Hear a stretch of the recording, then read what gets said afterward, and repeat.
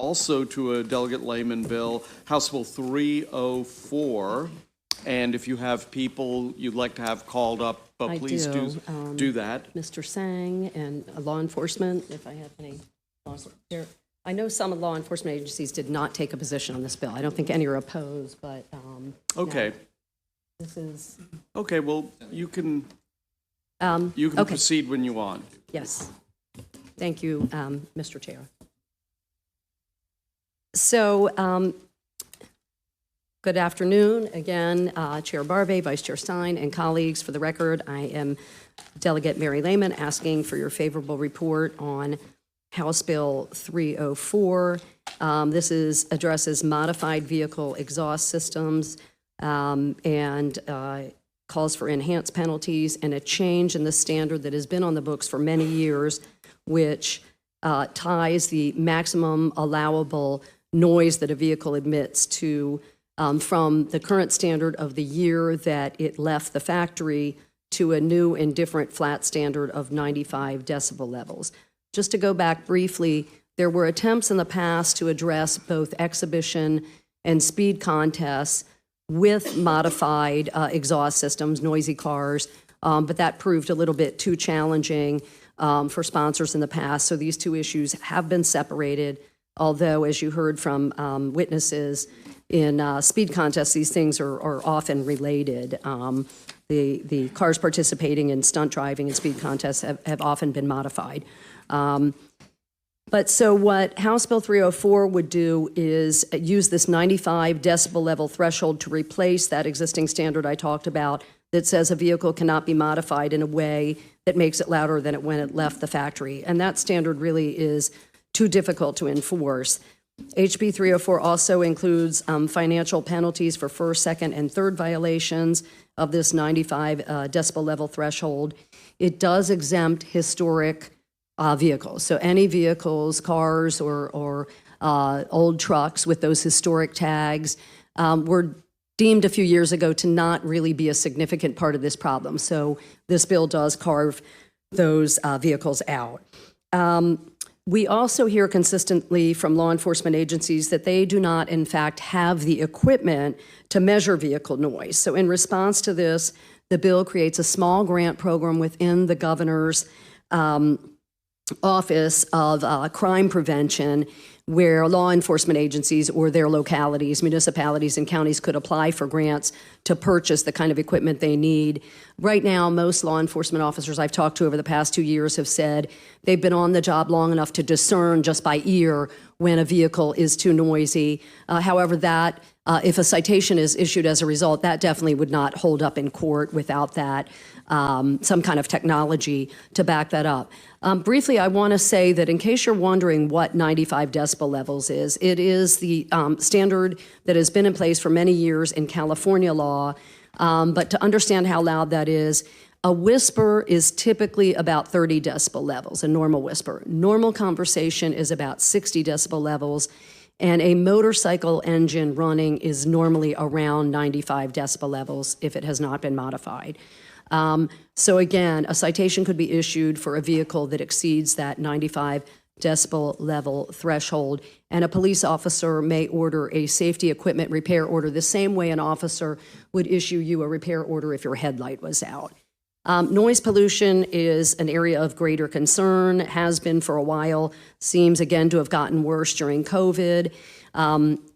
Consistent exposure over really 85 decibel levels to the human ear can cause substantial hearing loss. So this bill is only a small step in addressing a common problem, and I hope you will give it a favorable report. Thank you. Thank you. Before I recognize the witnesses, I neglected to welcome our three friends from the Judiciary Committee, Delegates Valentine, Young, and Simmons. Two are Democrats, one are a Republican. I'm not really sure which ones are which, so, but it doesn't matter. I could probably guess, though. Oh, I didn't want to have to be the one to say that. In any case, okay, let's go to John Becker and then John Sang in that order. Thank you, Mr. Chairman. John Becker. Again, I am a resident of the city of Rockville at Americana Center across the street from the Rockville Metro Station, Route 355 and Route 28. I'm here more or less not only as a board member of the Maryland Coalition for Roadway Safety, but also as a resident who is experiencing this modified noise, exhaust noise from vehicles traveling past my home. I urge the committee to provide a favorable review and report on this bill. It's very important for us. What we're experiencing, and I have a chart here which you will all receive probably next week with some more data to back it up. 95 decibels is 95 feet away from my home bedroom window to Rockville Pike. And at my bedroom, I'm getting 95 decibels. And it's rush hour in the morning, midday, lunchtime, evening rush hour, and also during the weekends. I urge you, please, please support this bill. Let's get this thing under control because it's affecting everybody in downtown Rockville and throughout the city. Thank you very much. Thanks a lot. Mr. Singh. Yes, thank you, Chair Barbet. John Sang, Chair and Founder, Safe Roads Maryland Coalition. We strongly urge your favorable review and submission on HB 304. We hear across the state from multiple communities, this is number one or very close to the top of complaints that city councils receive, county governments receive from homeowners. You can hear the noise. We also take the stance that we believe that excessive vehicle noise is the flip side of excessive abuse and speed of automobiles, motor vehicles. We're happy to look into providing evidence for that stance.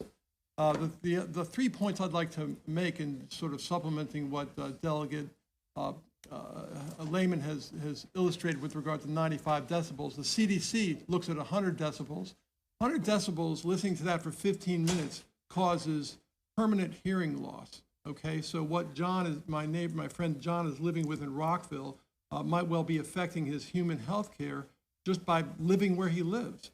Secondly, looking at the issue and who is in support of this bill, we marvel that the Specialty Equipment Manufacturers Association also is supporting and lobbying heavily in support of this bill. So if these two organizations can align to get something done with an egregious noise level that's 95 decibels, something's got to be right about this bill.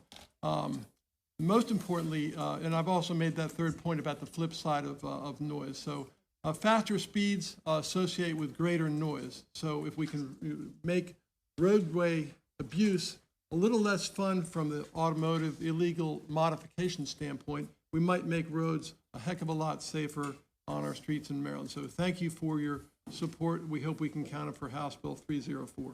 Yeah, in the 70s, I remember going to several Led Zeppelin concerts. I bet that was over 100 decibels easily.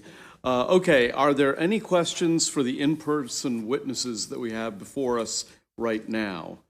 Yes, Delegate Naraki. Thank you, Mr. Chair. What were the 70s like, Mr. Chair? I wasn't there. More fun than now. Delegate Lehman, just a quick question of clarification. I think it's a great bill. I think the other bill that you just introduced was an awesome bill as well. I have, and you mentioned motorcycles at the beginning of the conversation, that's why I'm asking this question. Recently, this is very personal, I've had some folks decide that they're gonna operate a motorcycle sales ring outside of my bedroom by my house, and it's pretty loud, and I'm not sure that all of those motorcycles would meet this requirement. So would this also apply to motorcycles as well, not just Yes. cars? Okay, thank you. That was my question. Any other questions before we go to the, Delegate Jacobs. I have to speak into the microphone. Can you hear me, Delegate Lehman? Yes, I Thank can you. hear you.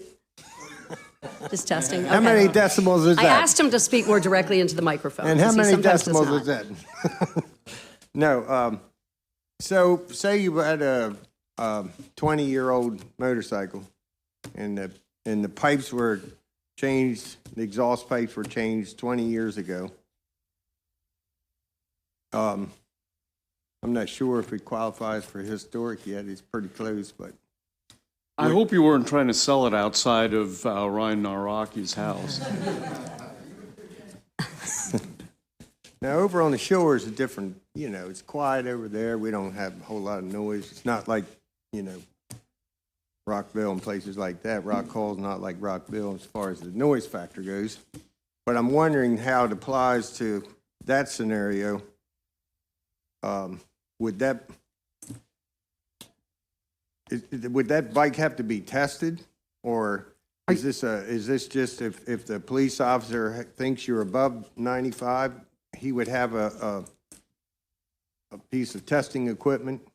Okay, so first of all, to clarify, this is not a primary offense. So police cannot, this bill, I think there's another bill that I believe someone else has put in that came across my desk a couple days ago to make this a primary offense. It is not a primary offense, a purpose for stopping a motorist, first of all, a motorcycle driver or the driver of a car.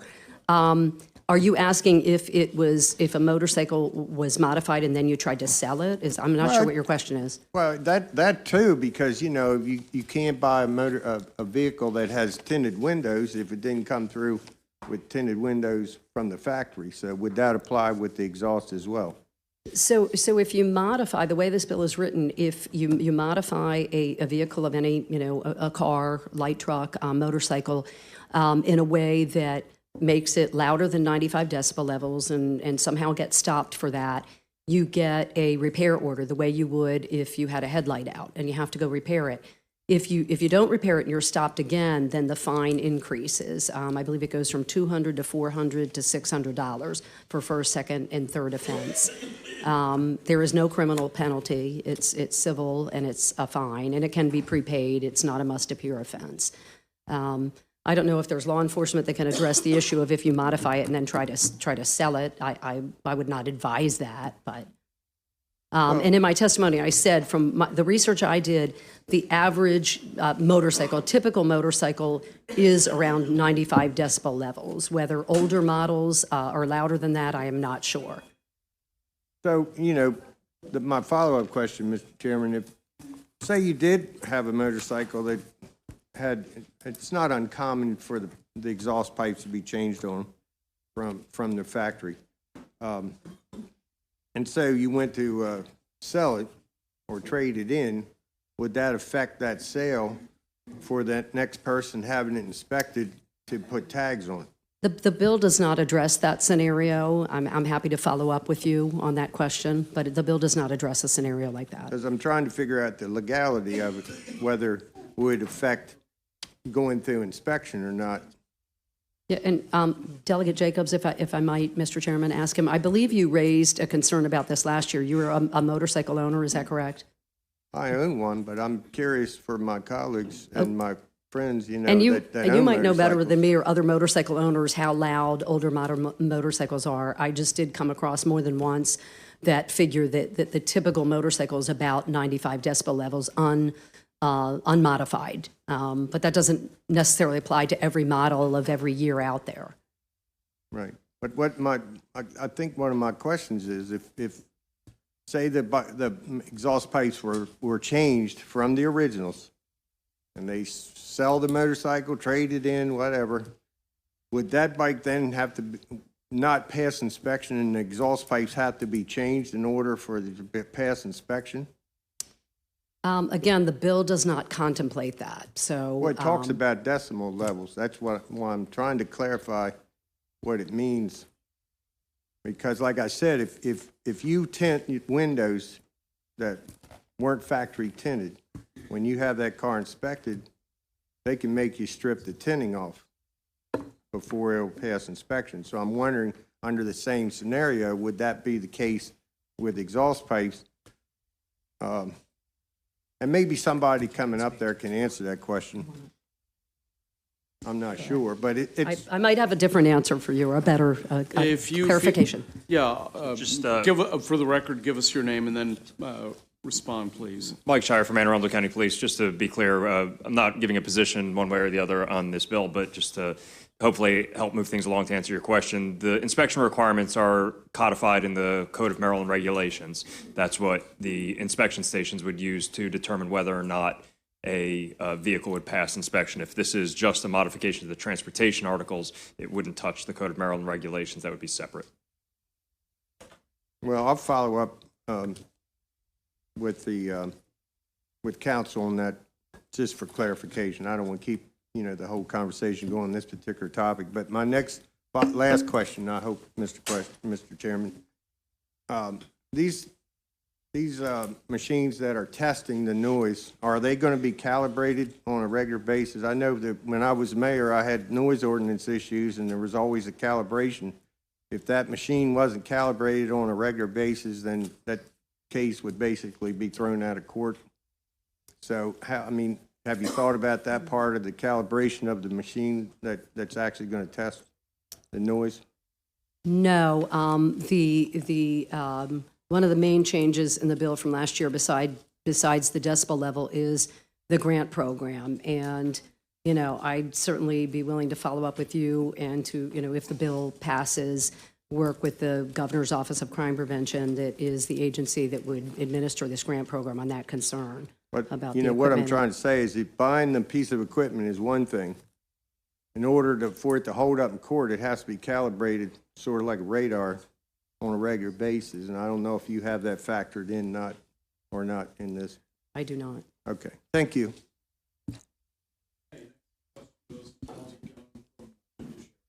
Thank you, Mr. Chair, and thank you to Delegate Holmes for letting me sit in this chair briefly.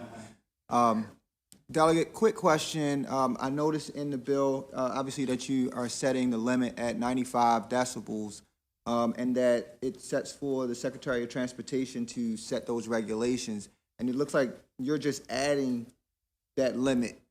My question is, and forgive me if I missed it or if it's in the testimony, are there any limits already that exceed 95, and/or could you share with us like what limits exist for us to have that list? So again, 95 is the standard in California law. I would actually be open to a lower level, because the research I did indicated that consistent exposure to anything above 85 decibel levels can be, damaging to human health, to hearing. The, modified exhaust, though, can be, I don't know how much louder than that, conceivably 100 or more decibel levels, well above that. But the reason, again, for the grant program to allow the purchase of noise, monitoring equipment, is most law enforcement agencies that I have spoken with over the last few years say they are not in possession of any kind of technology to actually, record noisy cars, and the concern is then without that, a complaint, if it's taken to court, would not stand up in court. So that's the reason for trying to get at that part of it. It seems anecdotally to be a growing problem. I've had a number of colleagues on this committee and beyond say that those issues, loud cars and high-speed driving, are among the top complaints they hear at community meetings, like constantly. What are you going to do about this? This is disruptive. This is a problem. I don't pretend to say this will solve the problem completely, but I think it's a better way to get at it than the current standard of that a vehicle can't be louder than when it left the factory, because there are, decades worth of vehicles on the road, and that just is too hard to enforce. Yeah, let me clarify. Under current regulations, what is the highest that exists right now? What? I'm sorry, what is what? Under the current regulations, what's the highest decibel threshold that exists? We don't know of one. But that's the unique thing about this bill, sir. So this is John saying, but we don't know of a decibel threshold currently on the books currently in law enforced in the state of Maryland.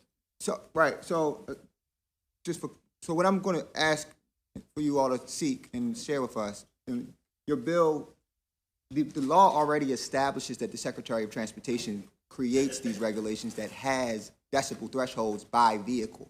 So what I'm simply asking is, would this change any of the current decibels by placing a cap? Will we have to then go and amend those regulations such that if there was one that's at 100, we would have to bring it down into compliance So that's what I'm asking for you all, if you could gather that for us. Thank you. I could follow up on that. I don't have the answer to that, but I thank you appreciate for the it. No more question. questions. Next question goes Oh, Mr. Chair?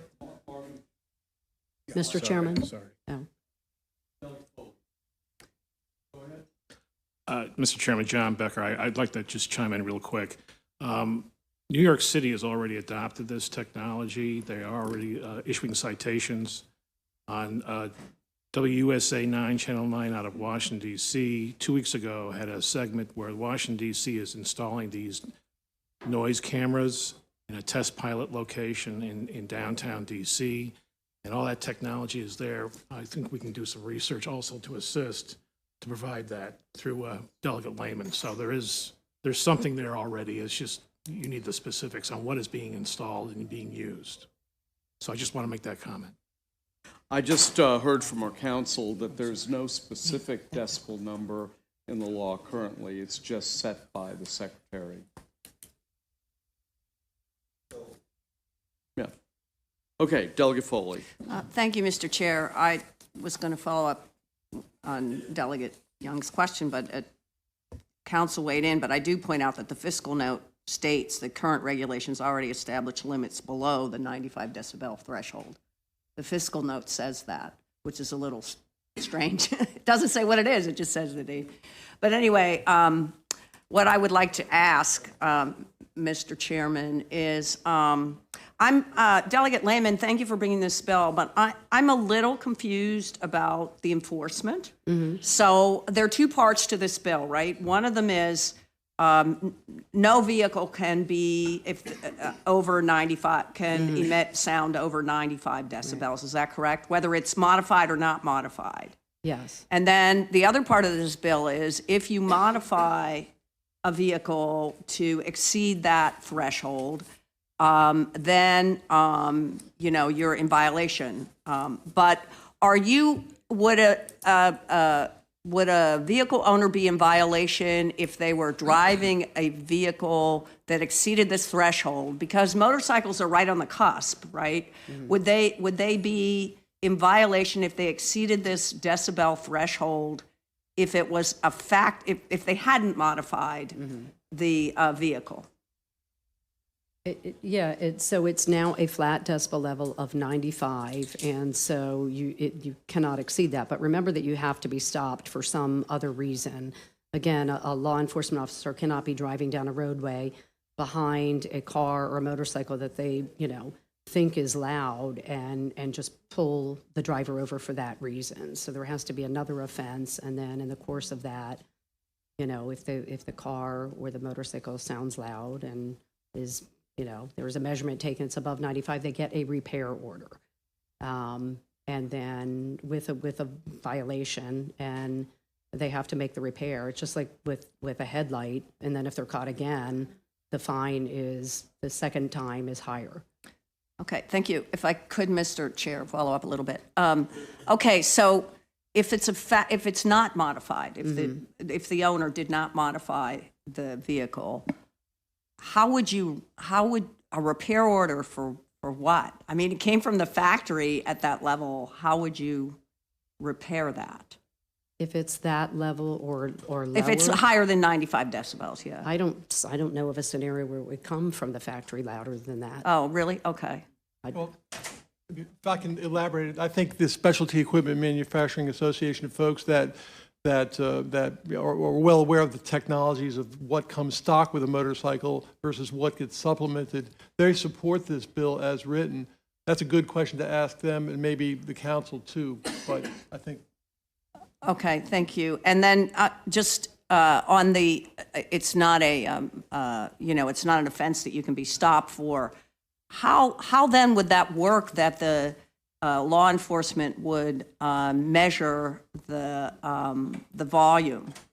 If they weren't looking for that, how would they measure the volume? So I get stopped because my tags are expired, let's say, and that's the primary offense.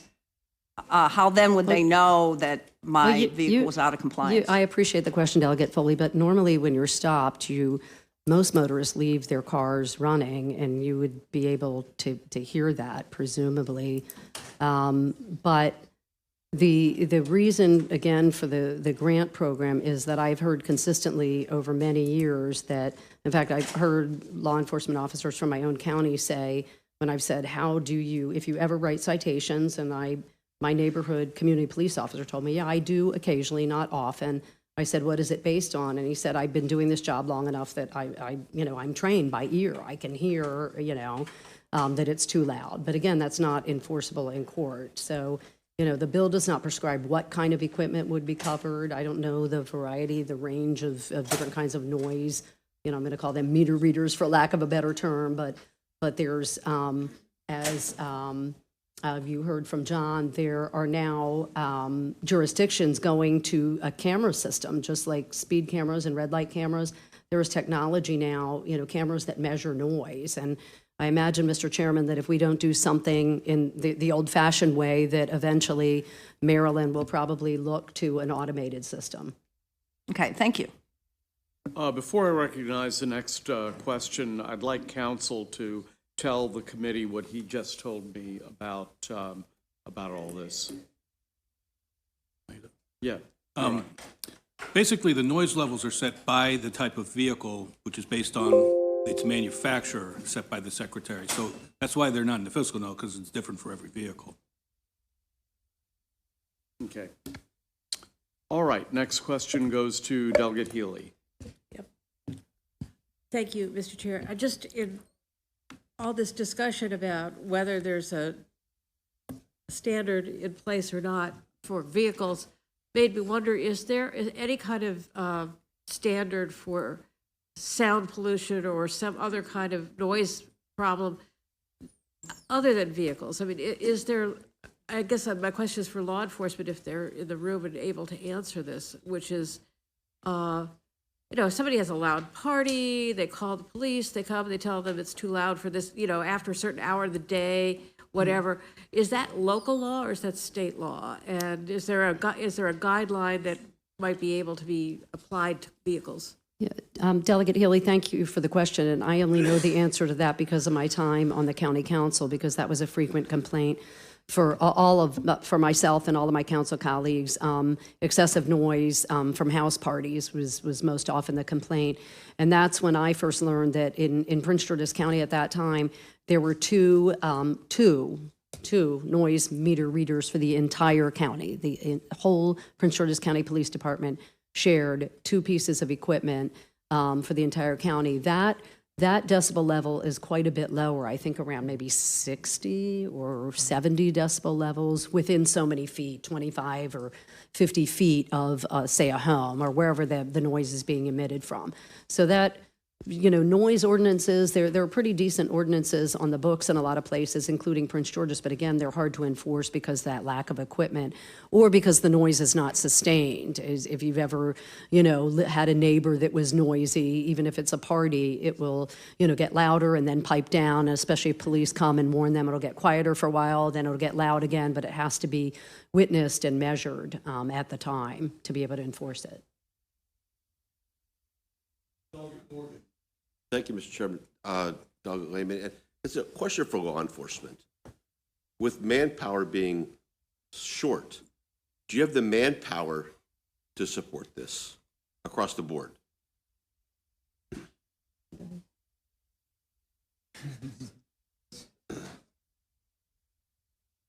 Mike Shire for the record.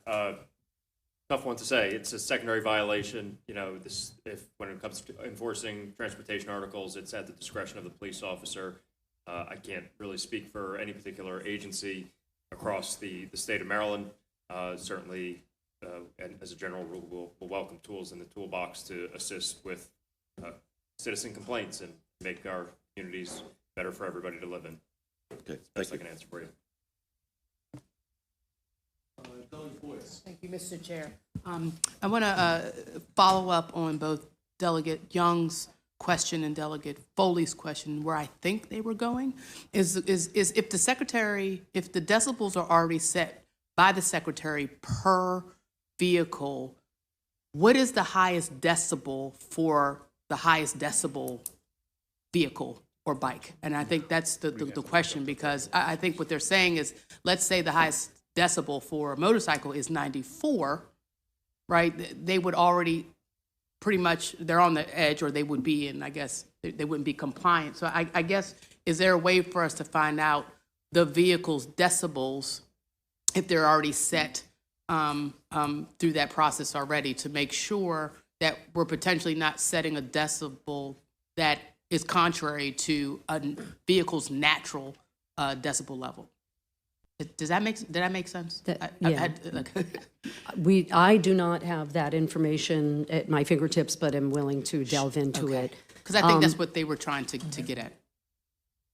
I mean, I can comment on that. In Yes, our sir. preparation for supporting this bill, there are motor vehicles manufactured overseas and domestically, specialty vehicles, things like that, that roll off their factory floors at higher decibels than 95.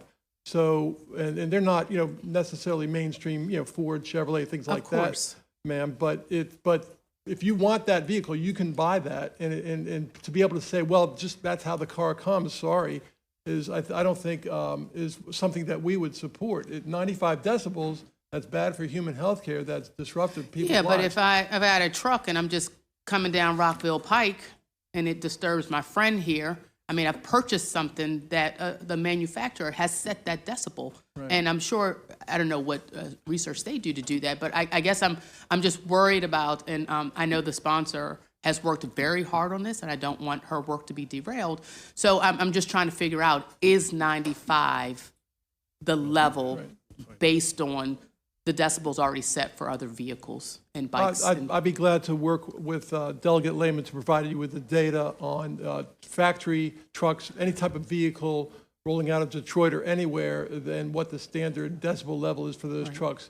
I would also add that when you hear a louder truck than 95, it almost certainly has been modified. But we'll get to you. When I say truck, I mean like Or a any manufactured truck per se. I mean, I'm going to use the chairman's favorite word, NIMBY. I don't want someone to decide that they're having a grumpy day and a truck's coming through because it's making a big delivery to the grocery store, and they can put in a call. Or risky enough, folks get pulled over for less, making sure folks are not just arbitrarily being pulled over.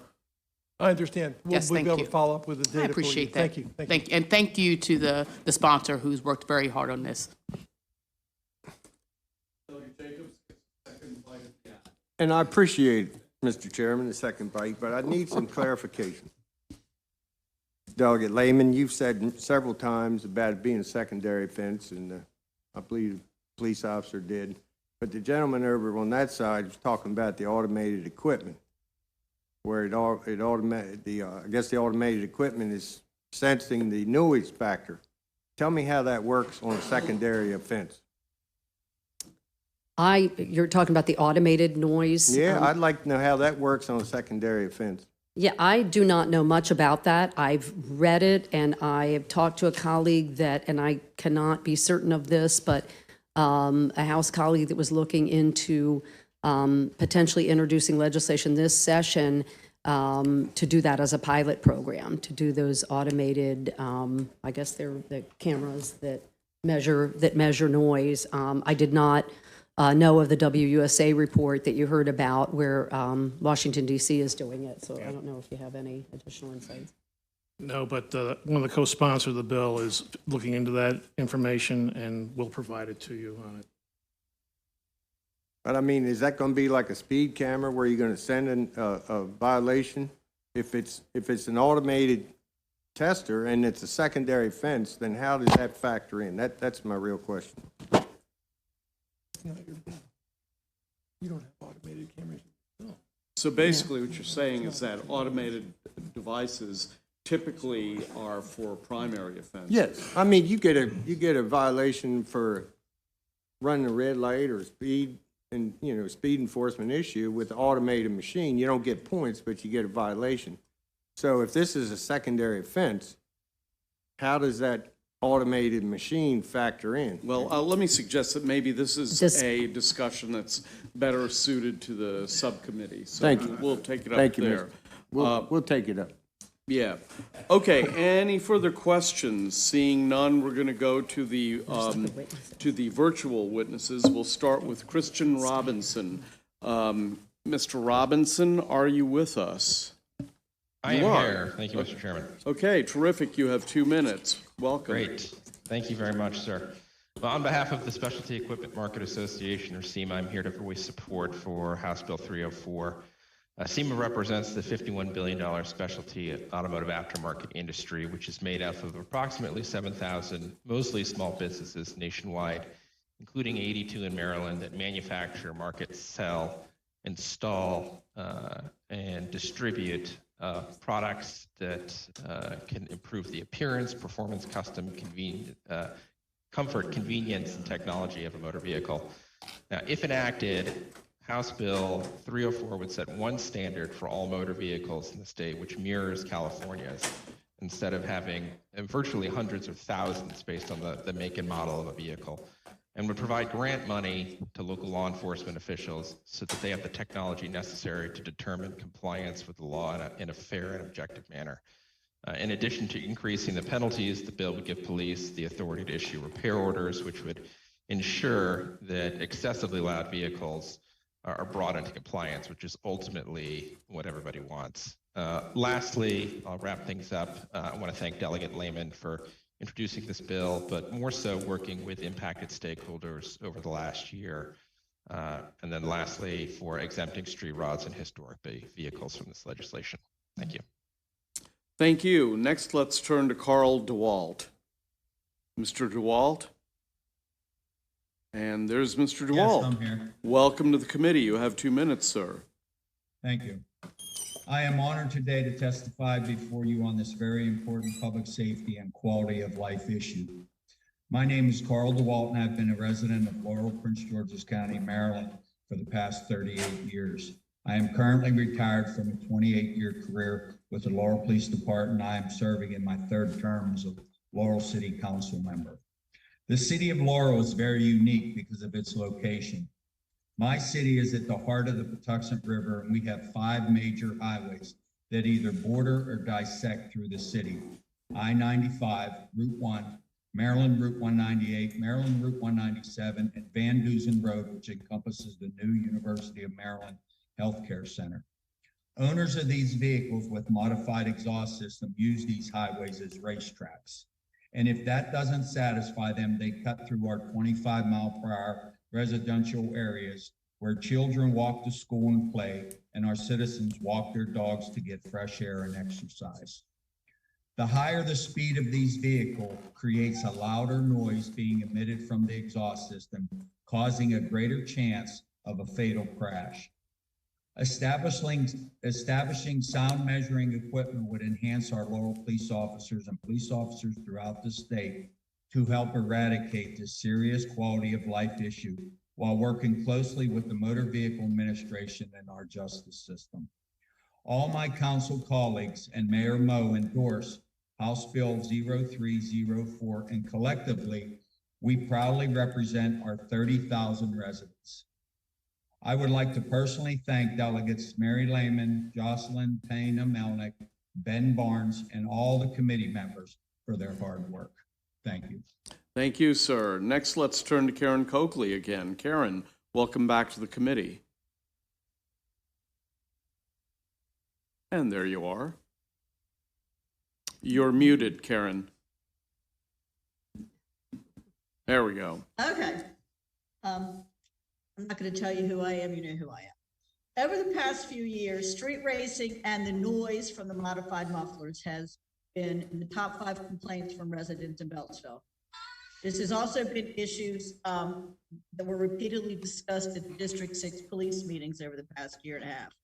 We have laws in place that set limits for noise from parties, music, etc., at private residences and legitimate businesses.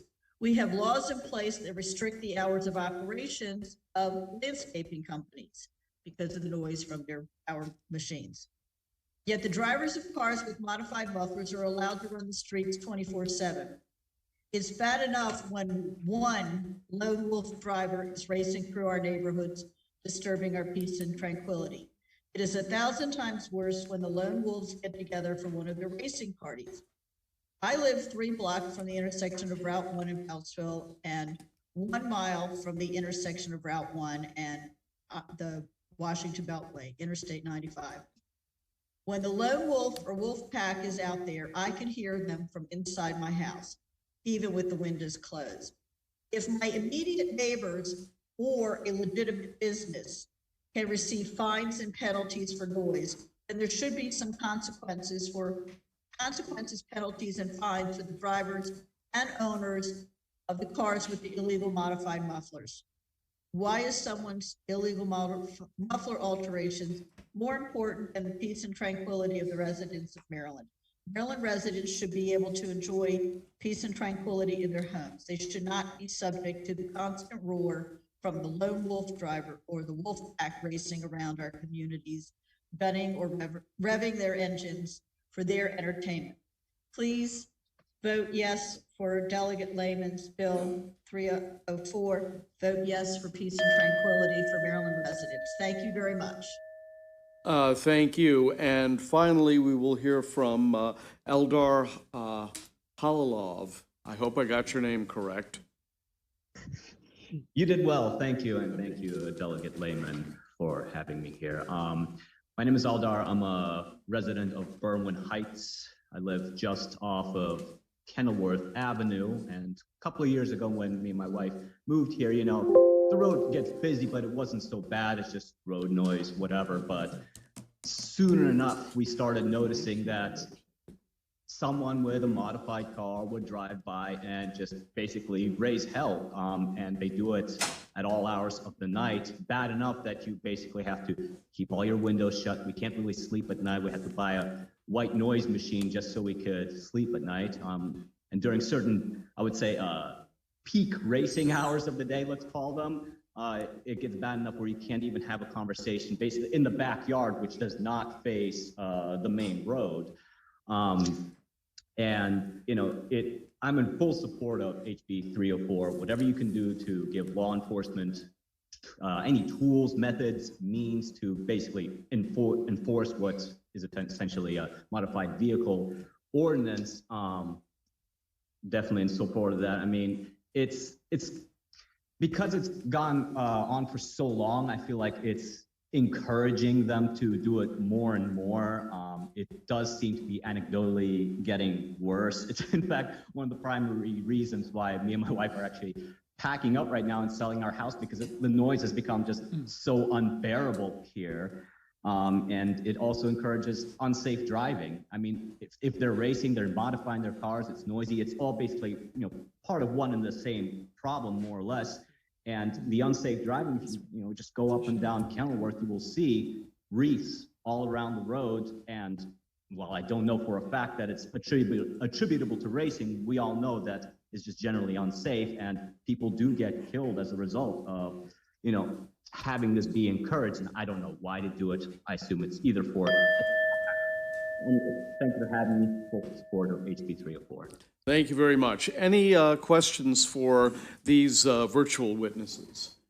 Seeing none, thank you very much. That ends the public hearing on House Bill 304. Thank you to our friends from Judiciary. Let's proceed to